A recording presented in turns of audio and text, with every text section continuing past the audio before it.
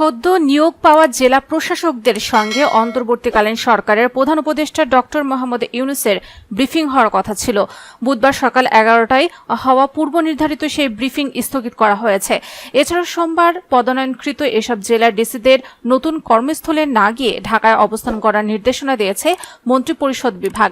মঙ্গলবার রাতে জেলা প্রশাসকগণের জন্য দেওয়া 2টি বার্তায় মন্ত্রিপরিষদ বিভাগের জেলা ও মাঠ প্রশাসন অধিশাখার যুগ্ম সচিব মোহাম্মদ খোরশেদ আলম খান এ তথ্য নিশ্চিত করেন।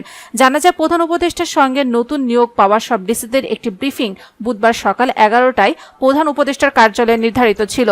অনিবার্য কারণবশত সেই ব্রিফিংটি স্থগিত করা হয়েছে। এ প্রেক্ষিতে নতুন নিয়োগ পাওয়া ডিসিদের কর্মস্থলের উদ্দেশ্যে যাত্রা করতে বারণ করেছে মন্ত্রিপরিষদ বিভাগ। পরবর্তী নির্দেশ না দেওয়া পর্যন্ত তাদের ঢাকায় অবস্থান করতে বলা হয়েছে। উল্লেখ্য, সোমবার এক প্রজ্ঞাপনে 25 জেলা এবং মঙ্গলবার পৃথক প্রজ্ঞাপনে 34টি জেলায় নতুন করে ডিসি নিয়োগ দেয় সরকার।